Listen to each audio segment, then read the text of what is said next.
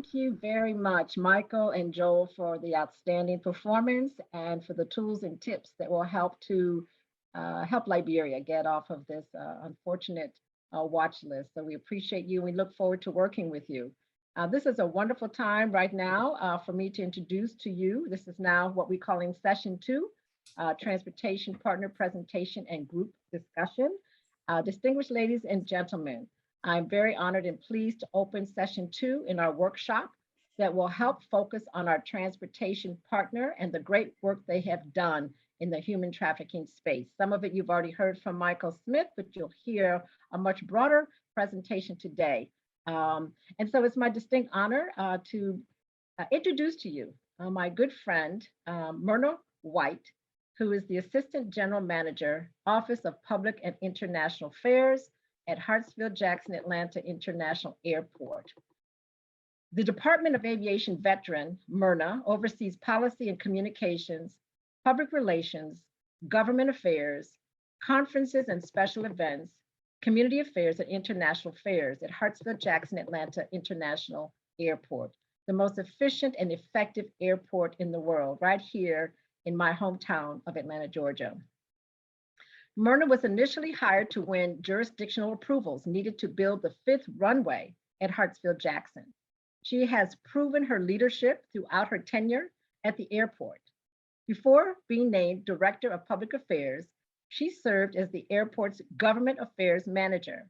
She recently led the development and implementation of a series of consumer confidence briefings for key airport stakeholders, demonstrating the airport's readiness for a full resumption of operations during this COVID experience.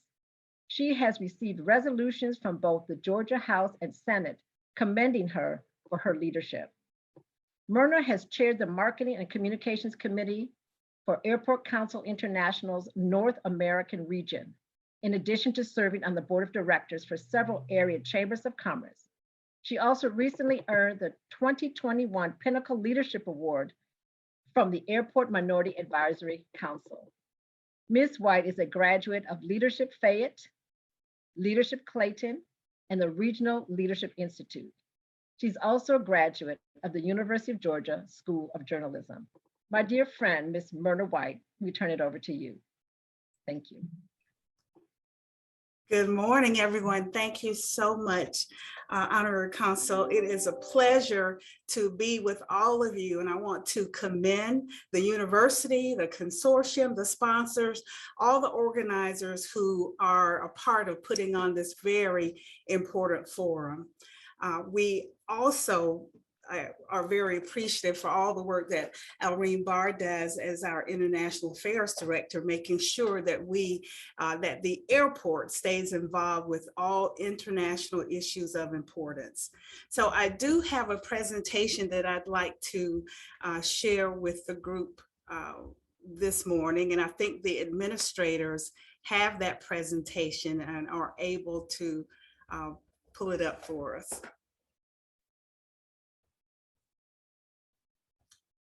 All right, thank you. I know that most of you who are on the call today are already aware of the statistics, but I think that they are important enough that they bear repeating. So I want to underscore the statistics that are driving the anti-human trafficking program at the world's busiest airport. It is important for the airport, because we are a major hub of transportation, to be aware of these statistics as we are fighting this insidious crime. We know that there are about at least 12.3 million people around the world. And if we can go to the next slide, please. 12.3 million people around the world who are trapped in forced labor and human trafficking. A lot of times people think of human trafficking as having to do with sexual exploitation, which is true, but there are also other forms of human trafficking. It's forced labor that can be with a focus on organ harvesting, sexual slavery, or commercial sexual exploitation. So it is important that we educate transportation hubs such as airports and airlines so that we are not used as accomplices in this crime. We don't want our facilities to be used as a way to move human cargo. Next slide, please. Now we look at the numbers. At least 12.3 million people around the world are trapped in forced labor. In 2020, we saw it was estimated that internationally, there are between 20 million, 20 million, I think, okay. I see now that we have some numbers that were updated here. Looking at this 2020, that is not correct. That we did correct that number, and I apologize for that. It was 20 to 40 million people internationally. 71% of labor trafficking victims have come into our country through lawful visas. Now, we have found that victims experience at least one of the following. It's either fraud, force, coercion, document fraud, sexual abuse, discrimination, just a whole host of violence and threats that are used against family members as well. Next slide, please.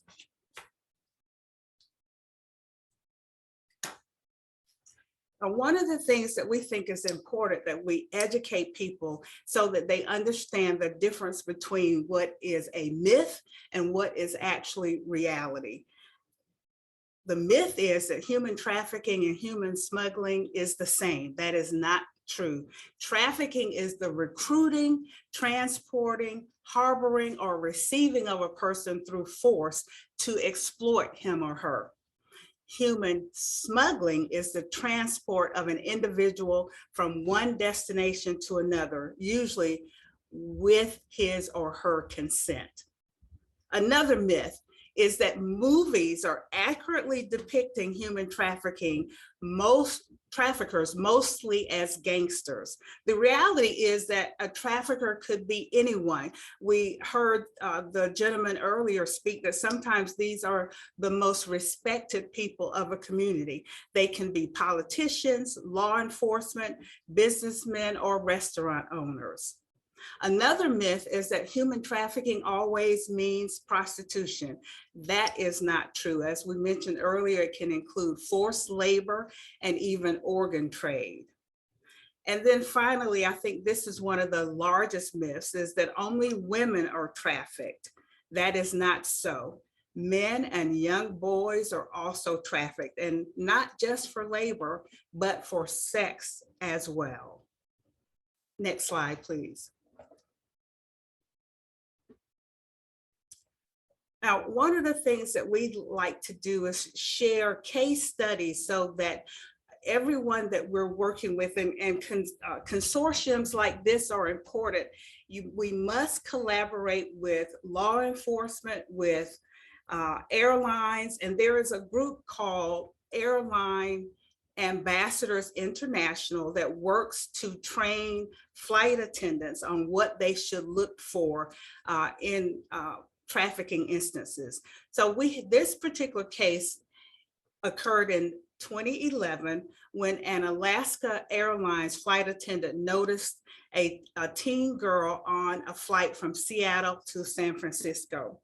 The girl appeared to be disheveled. She was not dressed well, not well groomed, but she was sitting next to a well-dressed older man. The flight attendant noticed that this man would not let the girl speak for herself. He was always answering questions for her and that kind of thing. So the flight attendant went into the restroom and left a note for the girl. And the girl wrote back, I need help. Now, the flight attendant was able to alert pilots, and police arrested this man. So this is a critical component of our anti-trafficking program, is to make sure that everyone who touches our customer base is trained on what to look for in the case of human trafficking. And this example is of one where that training worked well and a young girl was saved. Next slide, please. Now, Hartsfield-Jackson has taken a number of steps to make sure that we are fighting this crime. So we have signage that's posted in all the restrooms here at the airport and retail spaces.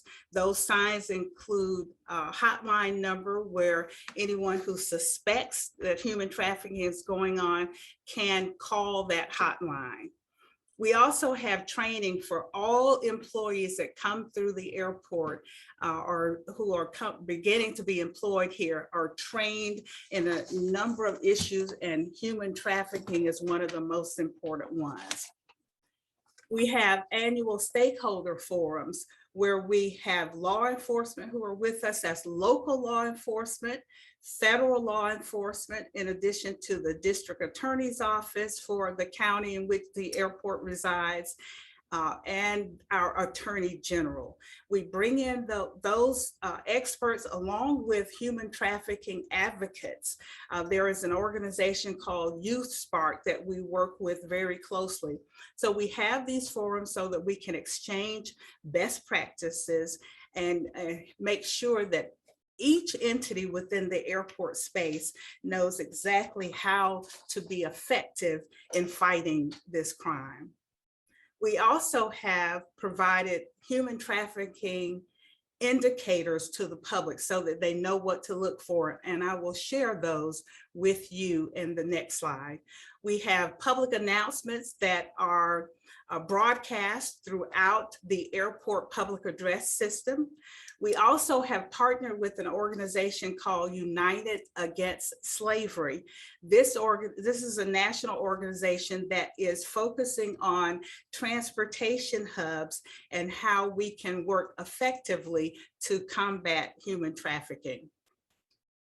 We hold press events. You see one on the right, that at that time, that was the airport police major.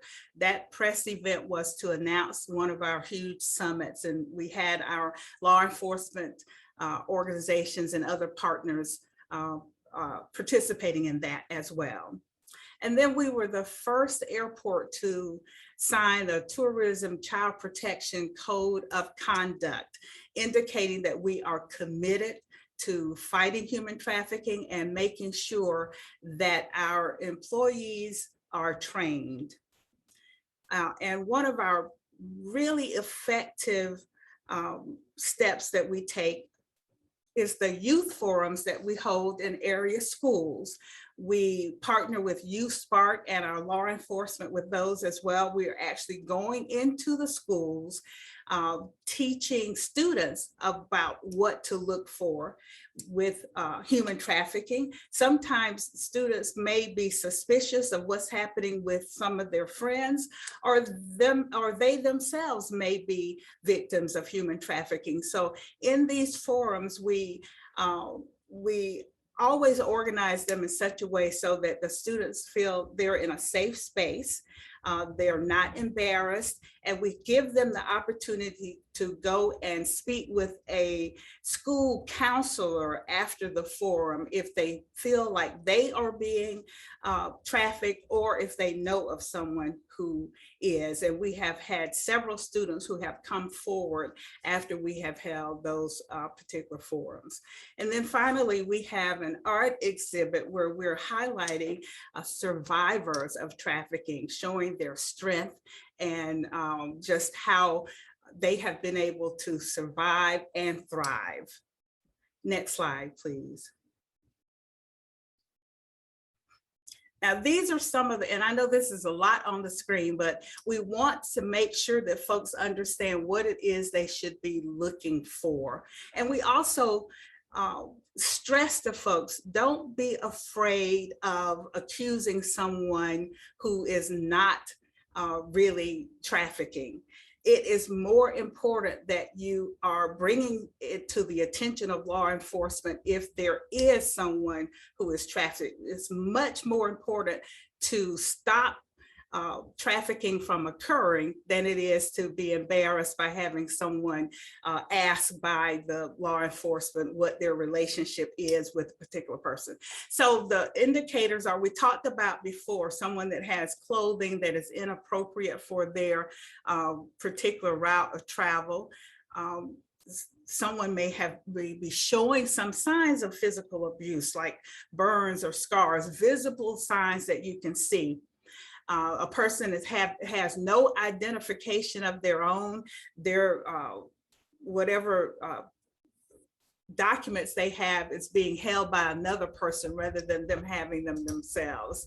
And then I think another one that's really obvious is if there are symbols tattooed on a person's body that symbolize money or daddy, something that doesn't really match what you would expect. And then the person has no basic knowledge of their travel plans. They don't know where they're going or where they've been. Someone who is accompanied by a controlling or abusive boyfriend or travel companion. And again, it doesn't hurt to just ask. We're training folks that you don't approach a person who you suspect may be trafficking. You are alerting the right authorities who know how to handle that situation. And then if someone has excessive baggage or they have limited baggage, you can really tell for the kind of travel that they have what looks appropriate and what does not. A person that is not able to control their own money or doesn't have money, they're always using prepaid cards such as Green Dot, Vanilla, and accompanied by an unrelated male or female. And if a person has the same address as a companion, but they're not related. And then this is another important one, if they're overstaying an international visit. Now, those are the physical indicators, but there are also behavioral indicators that we train our folks to look for. Someone who is unable or unwilling to move freely, you can tell that they're being restrained. They have to stay close to the person they're with, and that person is always watching them. Again, we talked about that person not being able to speak for themselves. And then their scripted answers, you can tell that these are answers that they've been programmed to give, and they're not deviating from that script at all. They're avoiding eye contact or any kind of social interaction and really shying away if they see any authority figures. And then this is definitely a giveaway if they're looking at a mobile device before they're responding, and showing these signs of anxiety, depression, annoyance, resistance, or belligerence toward authorities. These are signs as well. And then, of course, if someone is not being truthful about their identity or their age, if they don't know the identity of the person with whom they're traveling, and then if you hear statements like, I'm going to be in this country for an extended period, that sounds so ambivalent, no definite travel plans. And then we're always asking that folks report missing children, or if you witness activity that is suspicious. In our country, we're asking folks to dial 911 immediately. Next slide, please.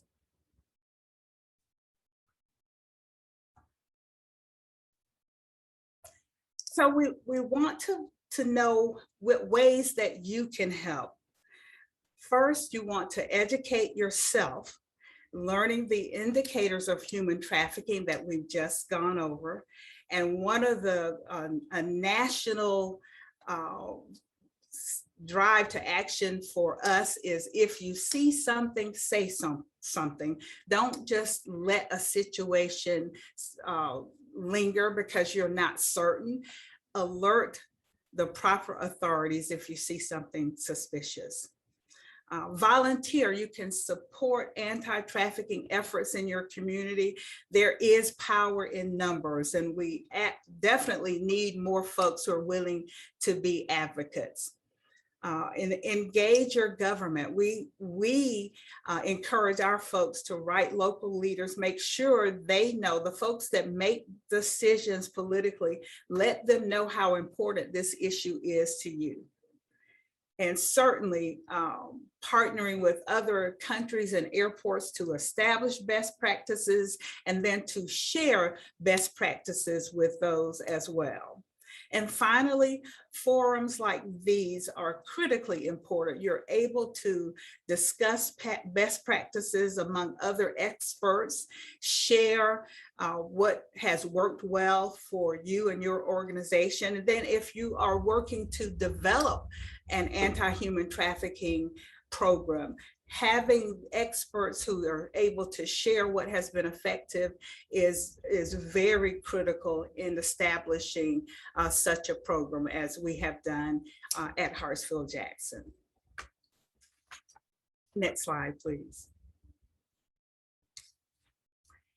Here is my contact information. There is, I mentioned Airline Ambassadors International. That group has a website, and they are willing to assist. That website is airlineamb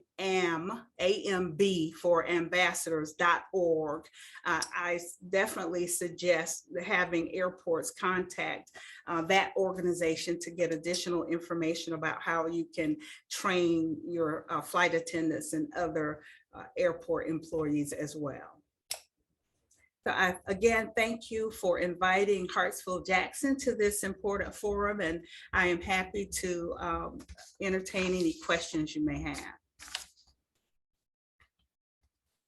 Thank you so much, Myrna, for this very, very compelling presentation about all of the things that ATL has done to advance stopping trafficking. You know, you can sort of make the statement that it takes a village to end trafficking. And what your presentation shows is how good the Hartsfield-Jackson Atlanta International Airport has been at creating that village. And while we're waiting for questions and comments to come in, I was wondering if you could say a little bit more about the evolution of the process of creating that village. I know that on one of your slides, you showed a number of your partners. I know it took time to build those partnerships. I know that you and those partners learned and grew together in this work. And I was wondering if you'd be willing to talk a little bit about that process for others who might be interested in building their own village around this work, and also to help people think about the steps of building strong partnerships that are enduring and effective. Sure, absolutely. First of all, our philosophy is it is important to build relationships with partners and stakeholders before you need them. So we have always worked hard to have a good relationship with our federal partners, U.S. Customs and Border Protection. We also have a good relationship with the Attorney General's office for the state of Georgia, the district attorney for the county in which we reside. So we've maintained relationships with those entities already. So when we developed our human trafficking program, we brought them all together to first make them aware that we were planning to launch this program and to get their input. So it's important that you get input early on so that those partners can buy into your campaign, and then they are willing to be as supportive, as actively supportive as they can in making sure that that campaign is successful. When the Super Bowl was here, and whenever there are major sporting events, we are aware that that is when there's a higher tendency for human trafficking to attempt to prevail. So we held a huge forum, one of our largest. We had about 300 or 400 people attend that one. So we had the Attorney General, the District Attorney, all of the major players, in addition to those human trafficking advocates that I mentioned earlier, like the airline ambassadors and Youth Spark.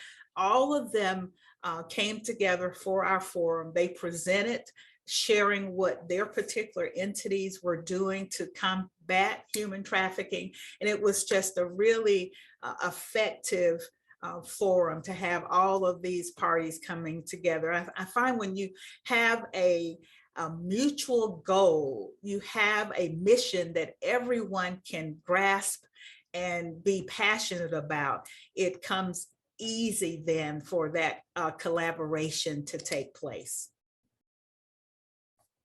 Those are some really great points that I think anybody who's trying to do this work could take to heart and build on. I was impressed by the number of times that you mentioned youth, and I'd love to hear you say more about that, because one of the things that I know from my own research about trafficking is that youth are particularly vulnerable to trafficking because they're susceptible to offers of lucrative jobs, scholarships, athletic opportunities, and other kinds of travel that traffickers use to lure youth. Obviously, they're at a time in life when they're trying to build their adulthood. Many are trying to get out of some pretty hard circumstances, and those offers sound really good. Can you say more about your work with youth, what you've learned with youth, and what people who work with youth could learn from you? Well, I tell you, first, we understand that it begins at home. So this training that we're doing is focused on employees, but then those employees are able to share it with their family and friends. I have a 9-year-old niece who is beautiful, and when she's out walking her little poodle, I am stressing to her that she's never to go out by herself. She's to stay away from traffic or not talk to any strangers. Now, you would think that that's a given, but it is not. Some kids can be really trusting, and it's so important for everyone to make sure they understand you are not to talk to anyone that you don't know, and you need to stay near your parents. So that's first. And then when we are in the schools, we are emphasizing and reinforcing hopefully what they've already been taught at home. But if they have not been taught at home, we are taking that advantage of making sure they are trained in what they should be looking for. Someone befriending you who you don't know, offering enticing favors, whatever they may be. It's important for us to let those youth understand that it's not appropriate, and that it's okay to tell someone. I'm sure most of you know that a lot of times traffickers will try to have secrets or tell their victims not to share it with anyone. So we make sure they know, yes, you must tell someone when that happens. So working with the schools, and then Youth Spark is the organization. I also can't stress enough how important it is to work with advocacy groups who are focused 100% on fighting human trafficking. They can bring a lot of value to your program as well. Have you heard anyone anecdotally refer to the role of social media in trafficking? I know that's a new factor that has emerged since you've been doing this work. And I know that those people who try to approach youth by befriending them sometimes masquerade on social media. And I don't know whether in your work with youth that issue has ever come up. Well, we know that is certainly a problem in our country. Congress now is trying to make social media safer for for younger folks because they are vulnerable. We had a news story just this week about a 9-year-old who met someone online and somehow was convinced to leave his home and ended up 2 states away. So that is certainly a problem that we address. We emphasize to folks that they really, parents, again, play a huge role in not allowing very young kids to be on social media because they're really not equipped for it. So yes, that is something that we emphasize in our program as well.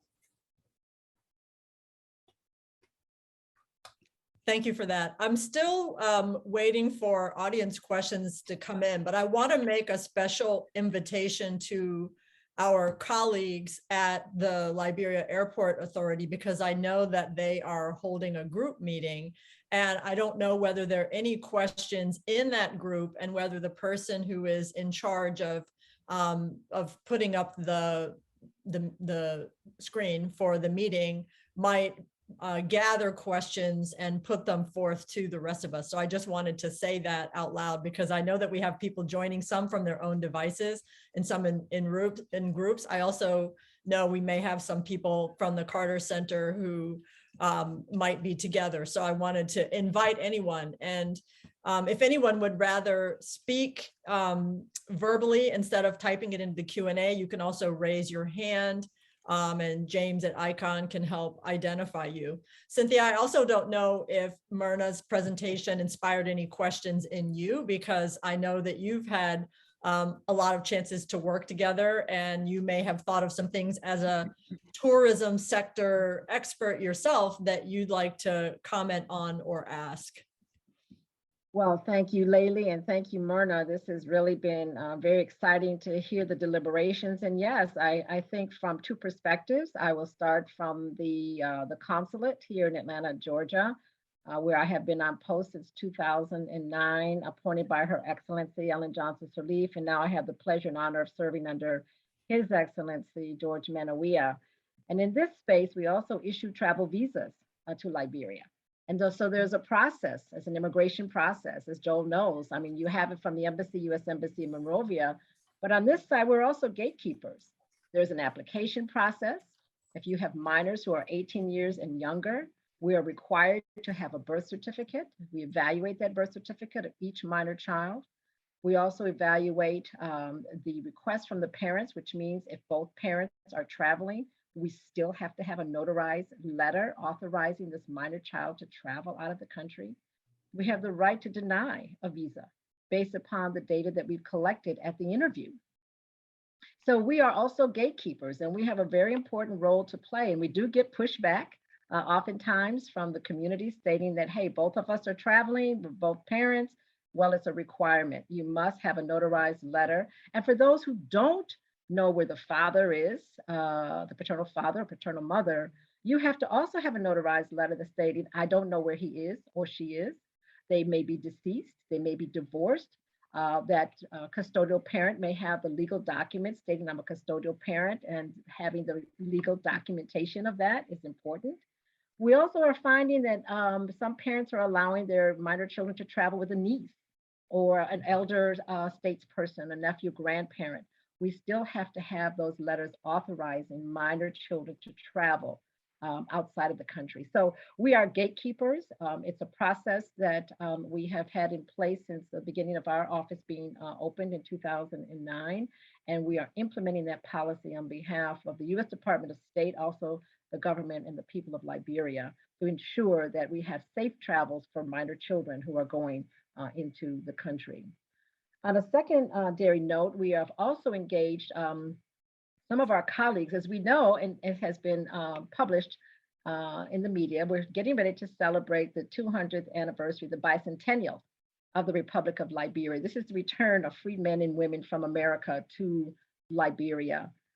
So the question is now, as many people are coming from all over the world to Liberia, the issue, and as Myrna was talking about sporting events and major events, how does the country get ready now for this influx of people from all over the world, the diaspora and others coming home to make sure that when folks might be coming in from the villages, looking for ways to work and to find new opportunities to network and to make new friends, that our hotels and our transportation partners are fully informed to know what to look for. Some of those things you have referenced previously, Myrna, in your comments, and Layla, you as well.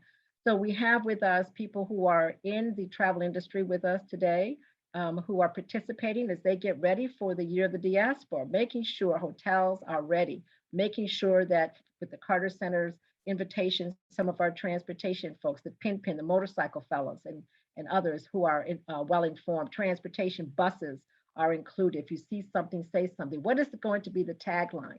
What is going to be that promotional line for our people in Liberia? It may not be see something, say something. It may not be I'm not for sale, but what is it that will help us to get a movement that will encourage and motivate people to participate in this whole notion of how to mitigate and stop human trafficking? So we do have a major role to play. We're excited to be a part of the team and clearly look forward to next steps in this work.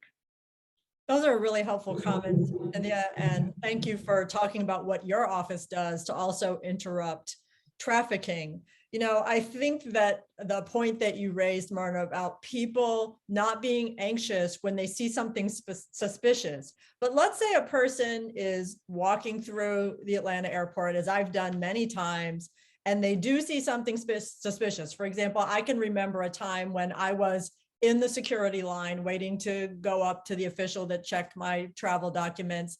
And I saw an older white man with a younger Black woman. They didn't look like they should be a pair, but I could tell that they were traveling together.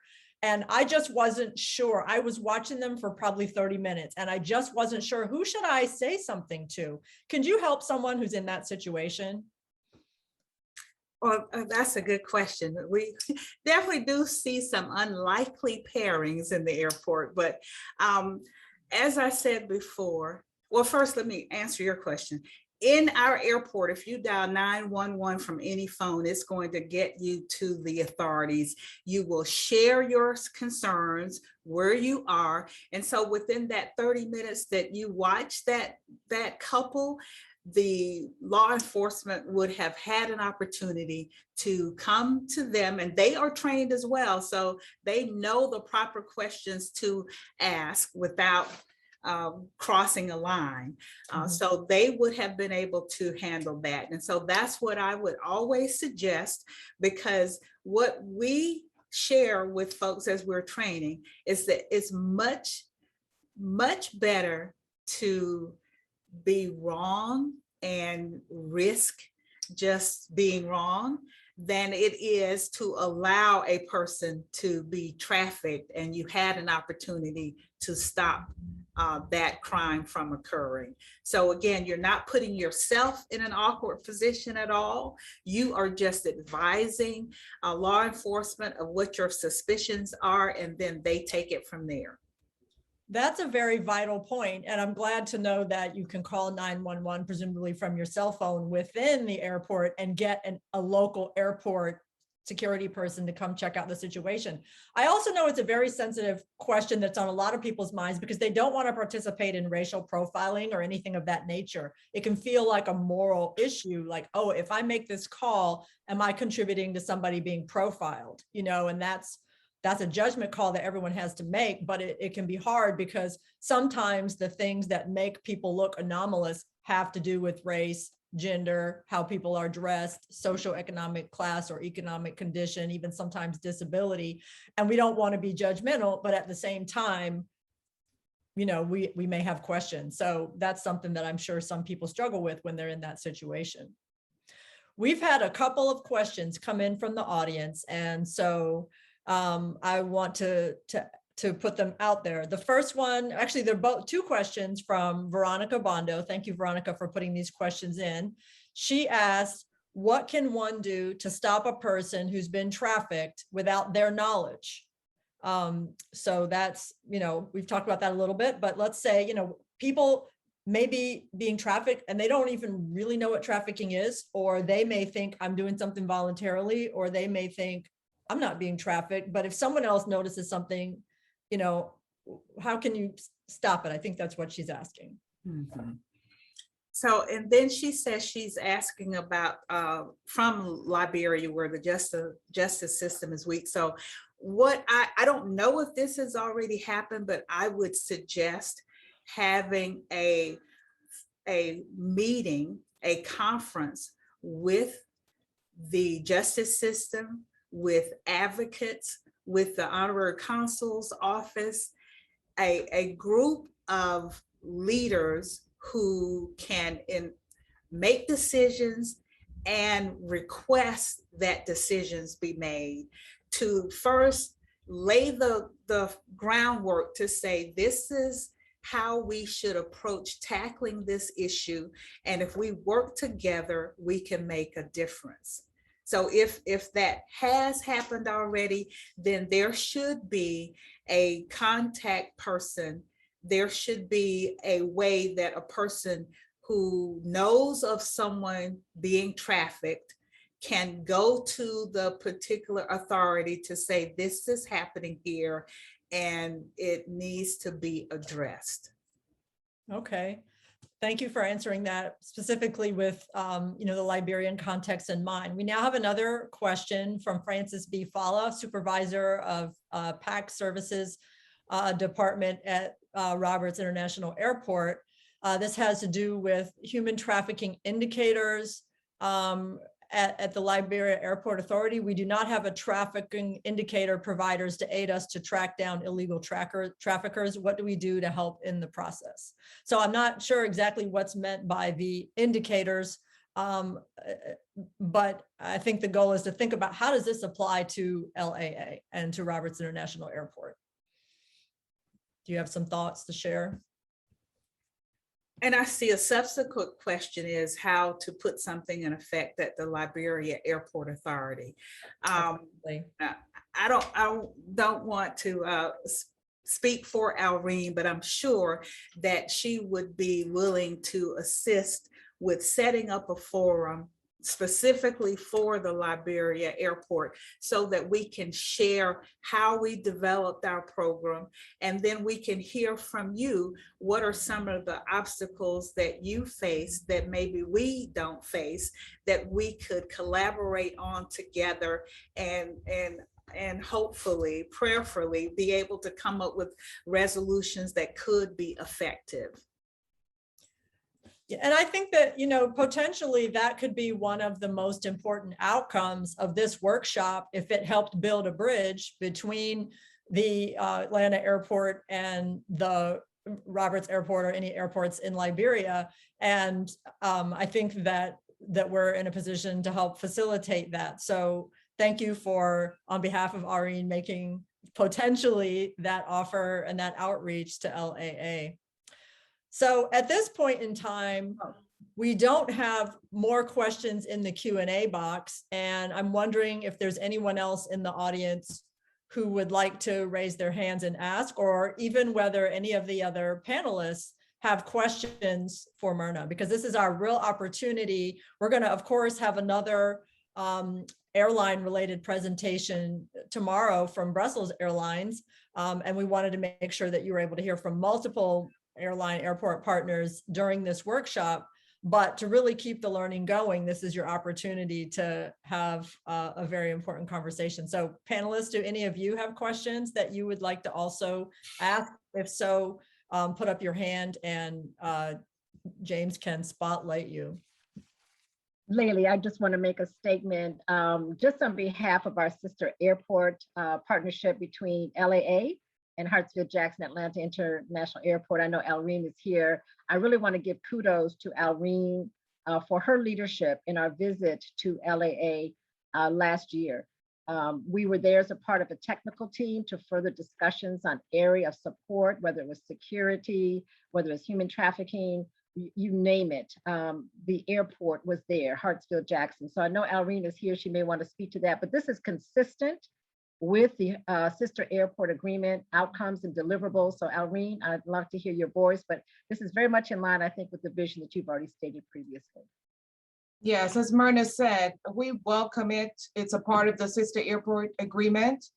We appreciate the partnership. And I know that when I was there the last time, we did a human trafficking forum, and there were several questions. So I am so happy that Myrna just laid it out for the group that's listening in.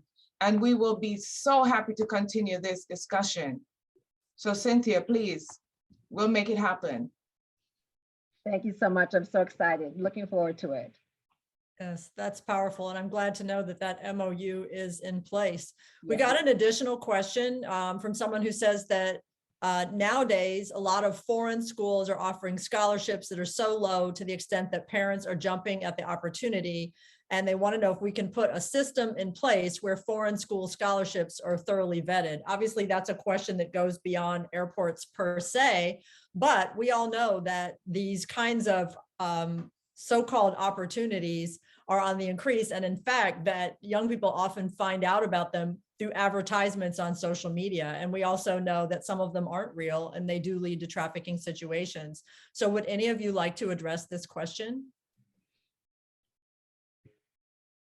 Well, I'll say I'm not aware of that particular situation, but as I'm listening to you outline it, I think a resolution would be some clearinghouse that could actually vet those scholarship opportunities to determine if they are real.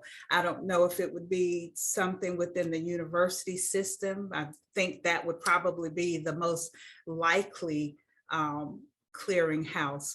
And if they're from several different, if the scholarships supposedly are for several different universities, then perhaps the universities can work among themselves to determine how they can help vet those offers to determine if they are in fact legitimate. Right. We definitely need more formal structures and ones that we can assess the credibility of who's offering them. So I like those suggestions. I just learned that Joel has raised his hand, and I'm wondering if Joel can come on camera to ask your question or to make your comment. Yeah, I'm not sure about getting my video going, but let me just make a point and maybe help answer the last question, which is everything related to higher education, if this is from Liberia or other countries where we have embassies and American centers inside the embassy. Remember that we have education advisors, we have all sorts of information on colleges and universities and scholarships. And that is, that is information that you can trust. So students, parents, others, who want to explore scholarship opportunities, educational opportunities in the United States, look up your U.S. Embassy. I realized during COVID, a lot of these centers are closed, but there are still services available online. The other point I wanted to make is, having heard Myrna's excellent presentation, is like the Liberian government, the U.S. also gets evaluated by the Trafficking in Persons Office. So I hope that Atlanta or Hartsfield Jackson Atlanta International Airport's good news story is something that you've shared in the past or will share in the future with the State Department's team with data, because that's what we encourage. Whether they'll include it, if there's innovation, if there's something you're doing that's just outstanding and no one else is doing it, I would imagine that you might even get included in the Trafficking Persons Report. If you've already been included in the Trafficking Persons Report because of the great work the airport's been doing, so be it. But again, this is a reminder that in the United States there are lots of international airports, and we can't include everybody's data, but now you know how to reach me, and I can put you in touch with the right people in Washington. Over.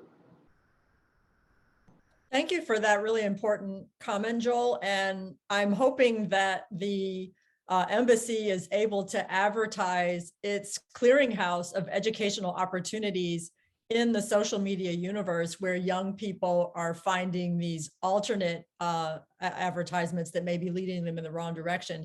It's really powerful how much information young people get just from things like Facebook ads and other places where tempting offers are always, coming across the transom. And you know, it's a wonderful way to reach young people, but anything that gives them information about what the embassy offers in terms of educational opportunities would be incredibly valuable in this space.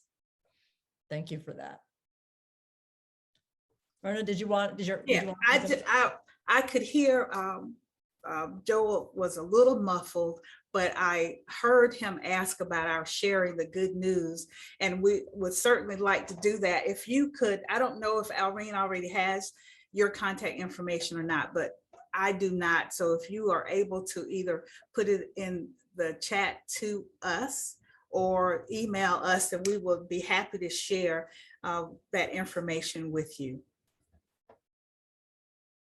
Okay, so I have gotten a few more questions that have just come in the last few minutes. Some of the questions are things that we have touched upon, but others aren't. Others are not. So let me ask this question. Cheryl Davenport Dozier asked this. She says, thank you, Marna. This information has been very helpful. However, in doing DEI work, which is diversity, equity, and inclusion, white businessmen around the world are considered privileged and are rarely questioned by white and African officers. Even when questioned, they are often believed and trusted. What kind of training is done to challenge the thinking that privileged white businessmen are able to be trusted and that can be corrupt and be participating in trafficking? Can you address that question? Well, I think it all goes back to proper training. If your entities are trained, whether they are police officers or political appointees, then they know that you cannot racial profile in human trafficking. Trafficking has no color, has no economic status. That's what proper training will help folks to see. Now, I don't know if Cheryl is referring to one particular area or throughout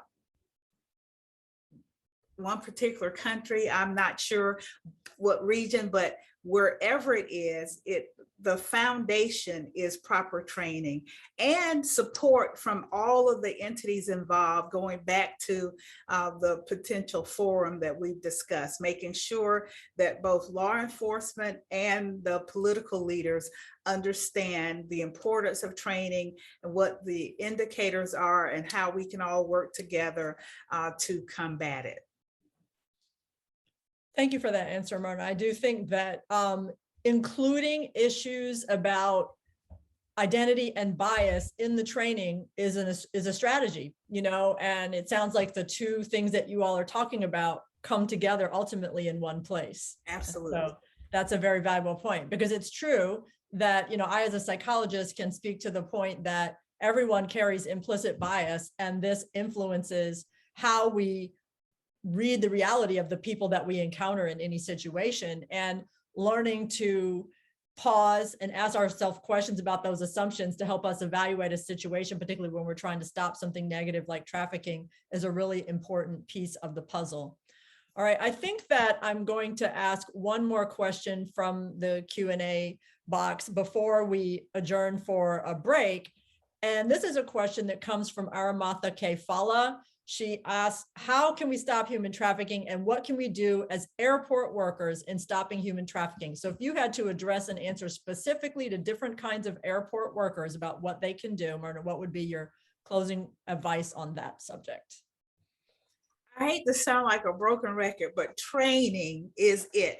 If the airport workers in Liberia should be trained, and that's what we will address when we put together this forum that Alreen is going to be working on. We can share with you the training program that we have here at the airport, and making sure that every employee goes through that training. It's not going to happen all in one day. There will be a structure that is developed to make sure that that happens, but that is the key, making sure that airport workers are trained. And then her other question had to do with to whom those reports would go. Now that's something that needs to be established as well, because employees, if they are trained, once they are trained, they have to know how they can report these potential incidents when they occur. So that's all part of having a structured, effective anti-human trafficking program. And that's what we want to work with you to make sure that you can implement it and be effective with it. Thank you very much. So on that note, we will head into a break.